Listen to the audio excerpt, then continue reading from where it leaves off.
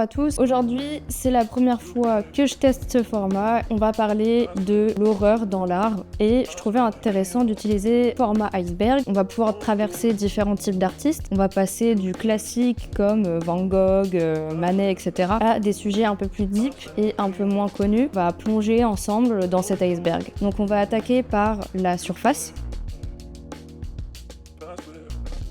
Je voulais commencer par René Magritte parce que c'est un artiste qui est pas vraiment dans l'horreur mais qui crée des œuvres assez étranges, on va dire, en termes de structure. Donc on va voir l'œuvre qui s'appelle Son of Man. Petit retour sur qui est l'artiste. René Magritte, c'est un artiste belge qui est né en 1898 et c'est l'un des maîtres du surréalisme. Donc il va créer des œuvres assez spéciales qui vont mixer réalisme dans la forme et surréalisme dans la composition et dans ce qu'on peut voir au final. Contrairement à des peintres réalistes ou impressionnistes, il va créer des œuvres où le but c'est de nous perturber visuellement. Et avec l'œuvre qu'on va voir, il va questionner l'identité. Pour le contexte, Son of Man, c'est une peinture qui a été créée en 1964. Donc on voit un homme en costume qui est debout devant un mur bas qui surplombe la mer. Le visage éclairé par une pomme verte, flottante. Et c'est vraiment un tableau qui incarne la signature de Magritte. Magritte a lui-même dit un jour: tout ce que l'on voit cache quelque chose d'autre. On veut toujours voir ce qui est caché. C'est une œuvre qui pousse un petit peu à s'interroger sur la perception et sur comment on voit les œuvres en général. Donc cette œuvre, bien évidemment, c'est une icône du surréalisme. Il y a plein d'artistes qui sont des icônes dans ce domaine, mais cette œuvre-là, c'est vrai que c'est une œuvre phare. Ensuite, on va passer à un autre artiste, un artiste qui est très connu également, Van Gogh, mais on va s'intéresser à ses peintures une fois qu'il a plongé dans la folie. Il est tombé fou à un moment dans sa vie, vers 1888, il a commencé à complètement partir en vrille, le frérot. Donc en fait, c'est des autoportraits qui retraversent toutes ces crises mentales. C'est un artiste qui est né en 1853 aux Pays-Bas. Et là, cette fois-ci, on est à l'opposé, on parle d'un peintre qui est post-impressionniste. C'est quelqu'un qui est resté seul et qui a été très tourmenté toute sa vie, qui a eu beaucoup de problèmes, beaucoup de conflits même entre artistes. Il était énormément soutenu par son frère, mais c'était compliqué, il s'est reclus pendant une longue période pour peindre seul. Donc c'est un artiste qui n'a pas vu le succès de son vivant. Malgré tout ça, en fait, cet homme, il a produit pratiquement plus de 2000 œuvres. Il explore souvent la couleur, le mouvement, toujours par touche, etc. Et c'est quelque chose qui a apporté un nouveau souffle dans le monde de l'art. Ces autoportraits, c'est un peu plus qu'un portrait, un autoportrait classique qu'on peut voir dans le monde de l'art. C'est vraiment une documentation de son état mental au fil du temps. Le contexte des autoportraits après ces crises, il est simple. Je pense que vous le savez déjà, mais Van Gogh s'est coupé l'oreille à un moment dans une crise. Et à partir de 1888, il a été hospitalisé plusieurs fois. Il a peint pendant ses périodes de convalescence, notamment à l'asile Saint-Rémy, où il a beaucoup produit. Si on analyse globalement ses œuvres, on voit qu'il y a souvent cette idée de regard direct et de mélancolie. Il y a beaucoup de tristesse dans ce qu'il fait. Je pense que ça a été une période assez difficile pour lui de ressentir le rejet. C'est surtout des témoignages qui sont assez poignants du combat qu'il a mené entre sa lucidité et sa folie en fait. Ensuite, on va s'intéresser à Egon Schiele, qui est l'artiste qui a plagié Klimt, contrairement à ce qu'on peut dire. Contrairement à ce qu'on peut croire, puisque pendant longtemps il y a eu une légende comme quoi c'était l'inverse, c'était Klimt qui avait copié son apprenti Egon Schiele. Pas du tout, disclaimer, c'est l'inverse. On va s'intéresser à ses figures tordues et également à la sexualité brute qui compose les œuvres de Egon. Donc c'est souvent un univers qui est assez provocateur venant d'Egon Schiele. Il est né en 1890 et c'est un peintre et dessinateur expressionniste. Mais c'est aussi un artiste qui met en avant, je trouve, les changements qu'il y a eu entre les différents siècles dans l'art, surtout en Europe, entre la fin du 19e et le début du 20e siècle. Je trouve qu'on peut aussi parler de minimalisme. Je pense que vous connaissez ce courant-là, c'est quand tout est très simplifié, on va au minimum. Et Egon Schiele, c'est devenu un peu une figure de l'art autrichien, donc il nous force un petit peu à regarder la nature humaine avec la vulnérabilité qu'elle peut avoir et toutes ses vérités. Maintenant, on va s'intéresser au Cri d'Edvard Munch. Je pense que vous le connaissez tous, c'est pareil, c'est une œuvre un petit peu incontournable dans le monde de l'histoire de l'art. Petit topo sur Edvard Munch, il est né en 1863 en Norvège. Il explore la peur, la mélancolie, la solitude, comme la plupart des nombreux artistes qu'on pourra voir. Et par exemple pour The Scream, donc le cri qu'il a créé en 1893, il illustre la capacité de Munch à transformer un état psychologique en image universelle. Donc il mêle beaucoup de couleurs vives avec des formes tourbillonnantes. C'est un peu sa spécialité dans tout ce qu'il va créer. Donc petit contexte sur cette œuvre, c'est une œuvre qui s'inscrit dans le tournant de l'expressionnisme du début du 19e siècle. Donc c'est un paysage norvégien qu'on voit à l'arrière du personnage principal, avec les forts et le ciel qui flamboie et qui sert de décor a une émotion plutôt brute et presque universelle à nous. Et donc la figure centrale qui est assez perturbante, qui crie et qui est complètement déformée. C'est bien évidemment une représentation de l'angoisse. J'entends presque le cri en vrai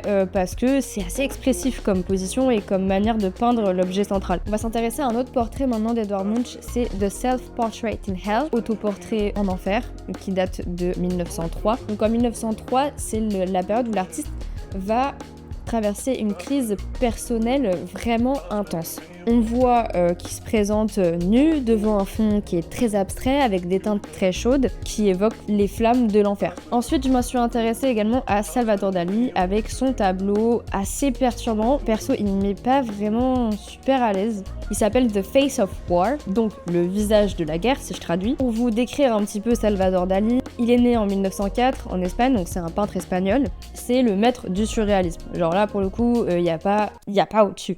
That's it. Il va souvent combiner une imagination débordante, des fois on se demande où est-ce qu'il va chercher des trucs pareils, avec des techniques assez impressionnantes en termes de rendu. Il aime beaucoup créer des images qui sont fascinantes et en même temps qui sont effrayantes. Donc si on revient un petit peu plus sur l'œuvre, cette œuvre-là, ça s'inscrit dans un contexte de guerre. On est dans la Seconde Guerre mondiale. Ici, Dali traduit donc la peur, la destruction et la mort. Et c'est souvent des motifs qui sont très répétitifs, un peu entêtants, et souvent des symboles très macabres, donc il y a souvent des crânes. Je trouve que ça illustre très bien la guerre. Je pense qu'on a quand même cette sensation quand on voit les guerres dans le monde, etc., que c'est un cycle sans fin de violence et de souffrance humaine. J'avoue que celle-ci, je la trouve spéciale. On est encore chill en vrai. Ça va. Franchement, ça va. Mais par rapport aux représentations qu'on peut voir des duchesses ou des ducs dans l'histoire de l'art en général, c'est un peu perturbant. On va parler de The Ugly Duchess de Quentin Matisse. Je sais pas si je le prononce bien, mais en tout cas, voilà. Quentin Matisse, il est né vers 1466 à Louvain, dans l'actuelle Belgique, qui est donc un peintre de la Renaissance flamande dans cette période. Il est assez connu pour ses peintures détaillées et ses scènes religieuses, et aussi beaucoup pour ses œuvres satiriques. Donc The Ugly Duchess qu'il a réalisé en 1513, c'est vraiment l'essence même qui montre que le mec est capable de combiner une observation assez minutieuse et aussi une facilité pour caricaturer de manière réaliste et aussi critiquer la société. Donc ici, la peinture, elle s'inscrit dans un contexte de satire sociale et de moralité à la Renaissance. Matisse, il exagère les traits de la femme, ce qui fait qu'on a vraiment cette impression qu'elle est assez disgracieuse, et en fait, il s'en sert pour dénoncer la vanité, la superficialité et la prétention. Et je trouve que chaque détail, ça rend vraiment le tableau hyper comique, très culotté. Et vous serez sans savoir que donc cette œuvre, c'est l'émergence de la caricature. Ensuite, on va enchaîner avec la peinture des Englishmen. Donc cette peinture, elle est assez particulière. J'avais déjà un petit peu travaillé dessus sur une vidéo plus courte où j'avais fait une série sur des œuvres maudites, enfin soi-disant maudites. Et cette œuvre, elle est un petit peu spéciale, voire très spéciale. Il faut savoir déjà que l'identité de l'artiste derrière cette œuvre, elle est inconnue encore à ce jour. Et je trouve que cette peinture, elle transmet vraiment une émotion intense, voire viscérale. Donc au-delà de l'esthétique macabre, cette œuvre, elle est connue pour être soi-disant maudite ou en tout cas inspirer un certain malaise et une certaine peur quand on est face à elle. Donc les tons, ils sont assez sombres, ils sont déformés, les contours, ils sont flous. Ça crée vraiment une atmosphère qui est hyper oppressante. Ça évoque la douleur, ça évoque la souffrance et vraiment une solitude extrême, quoi. On va maintenant passer à une œuvre de Goya qui s'appelle Saturne dévorant son fils. Ça me fait vraiment penser à l'Attaque des Titans. J'ai vraiment la sensation que c'est un géant qui est en train de défoncer un habitant. Déjà, petit contexte avant de partir sur ça. Francisco de Goya, c'est un peintre et graveur espagnol né en 1746. Il est célèbre pour ses peintures et ses gravures qui explorent la condition humaine, le pouvoir, mais aussi la peur. Et du coup, au niveau de Francisco de Goya, Ce sera au montage. Il a eu une période assez tardive qu'on appelle les peintures noires. C'est un univers qui est assez sombre dans ce qu'il va représenter. Ici, quand on revient sur l'œuvre, il a été directement réalisé sur les murs de sa maison, donc entre 1819 et 1823. Et donc c'est un tableau qui illustre la mythologie de Saturne qui dévore ses enfants.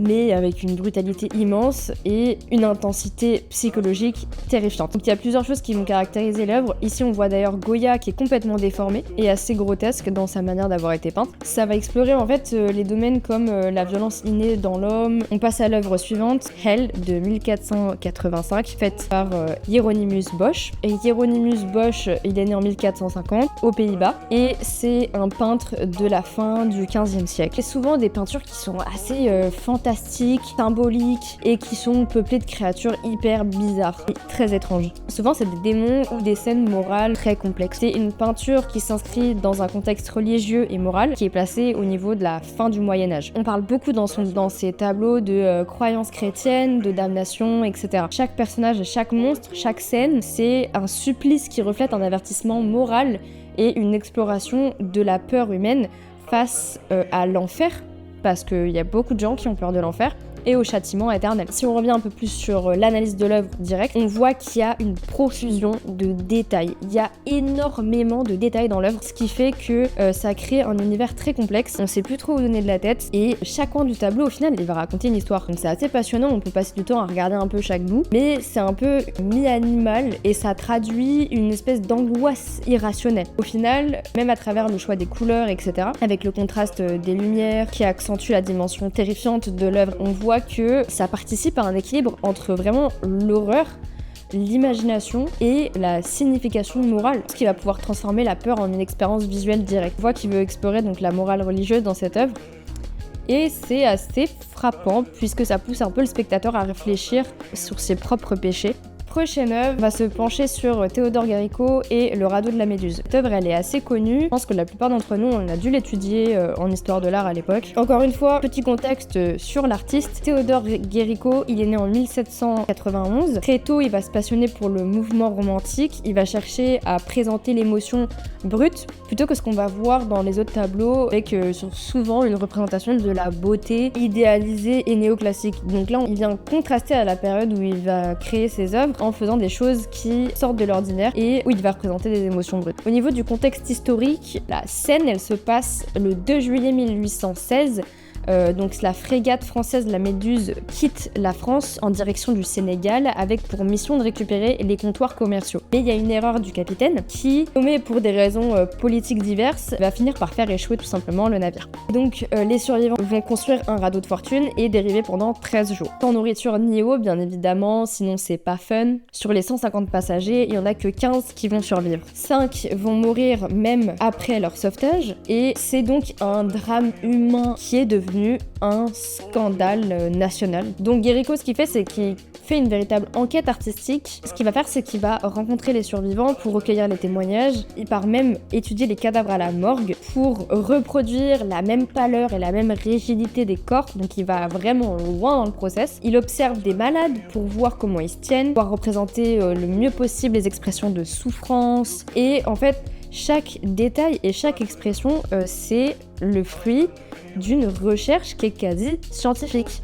On est sur des tableaux qui sont hyper précis en termes de reconstitution visuelle, mais aussi en termes d'émotions profondes sur les visages. Donc si on se penche un petit peu plus sur le tableau il mesure 4,91 m sur 7,16 m, donc traduction, c'est monumental. La composition, elle guide notre regard de la mort à l'espoir. Donc Géricault, il se contente pas que de représenter un événement historique, il se permet également de faire un commentaire sur l'incompétence qui a eu lieu pendant cette mission, mais aussi la corruption et la résilience humaine. Encore une fois, c'est aussi une manière de nous montrer qu'une œuvre, ça peut être parfois très poussé, ça peut aussi être une enquête, et ça peut être une représentation très fidèle à la réalité. On va se tourner vers Caravage et Artemisia Gentileschi. Je sais pas du tout comment ça se prononce, je suis désolée. Donc Judith et Holofème.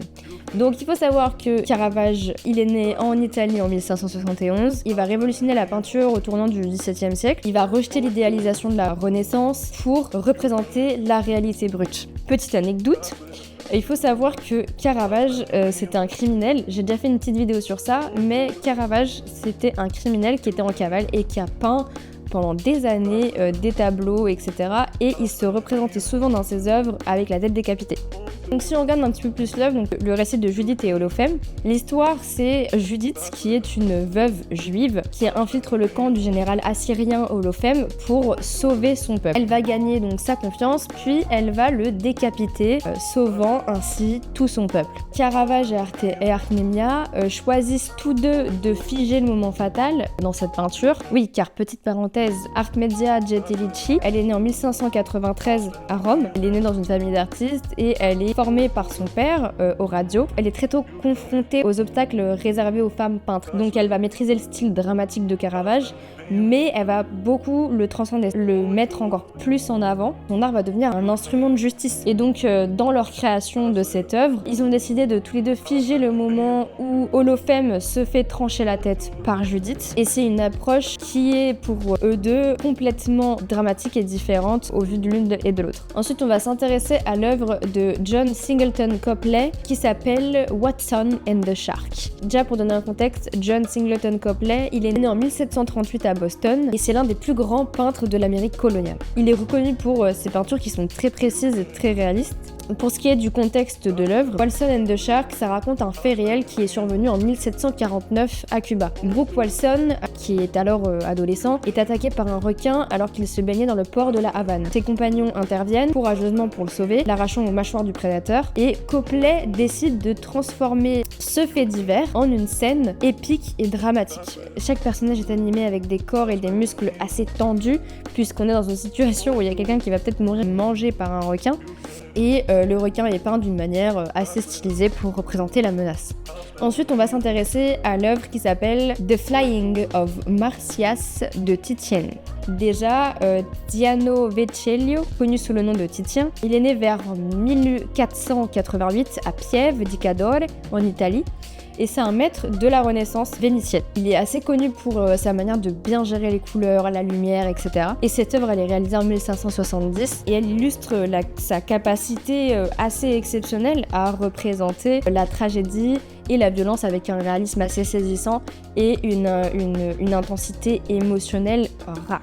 Si on se penche un petit peu plus sur l'œuvre en elle-même, on se rend compte bien évidemment, comme j'ai pu le dire, que les couleurs sont très bien maîtrisées, la lumière aussi, accentue le réalisme des corps, de la tension dramatique. Il y a aussi des gestes, les muscles et la tension physique rendent la douleur de Marsyas presque ressentie dans la réalité. Et bien sûr, tout autour, on a un paysage et un ciel qui est assez tourmenté, ce qui emmène encore plus dans la beauté morbide et le drame humain qui est en train de se produire. Alors, j'ai découvert cet artiste-là en diguant un peu. J'avoue que je connaissais pas du tout. Il y a certains portraits qui, je trouve, sont plutôt sympas, mais il y en a d'autres qui sont un petit peu plus perturbants, je trouve. Margaret Keane, qui peint ce qu'on appelle donc des big eyes. Alors, cette artiste-là, elle est un peu plus récente que tous les autres que j'ai pu présenter auparavant. Elle est née en 1927 aux États-Unis, et donc elle est très connue pour ses peintures avec des personnages avec des yeux vraiment disproportionnés. La plupart du temps, ses œuvres, elles sont très reconnaissables. Dans ce qu'on regarde, il y a souvent une espèce de mélancolie et une innocence profonde dans ses personnages. Je saurais même pas comment l'expliquer. Très longtemps a été éclipsée par son mari, Walter Keane, qui revendiquait à tort la paternité de ses peintures dans les années 1960. Donc elle va finir par récupérer sa reconnaissance après tout ça, après un procès qui l'a ralenti en 1986, devenant une figure emblématique également de la lutte pour les droits d'auteur et pour la reconnaissance artistique, qui est d'autant plus compliquée quand on est une femme, apparemment. Donc pour le contexte des créations et de la plupart de ces tableaux, dont l'un qui s'appelle Big Eyes, c'est une référence à toute la série de portraits que Margaret Keane a réalisé dans les années 1950 à 1960. C'est des peintures qui représentent souvent des enfants, assez innocents, comme j'ai déjà pu le dire. Dieu, ils deviennent un peu le centre émotionnel de ce qu'on voit. Ça capture un peu le spectateur et ça nous invite à une introspection sur la solitude, parce que souvent les personnages sont seuls. Au niveau de la composition de ses œuvres, souvent elle centre le visage. Elle va souvent jouer sur des couleurs douces, pastel, pour contraster avec l'expression un peu triste et imposante des grands yeux du personnage principal.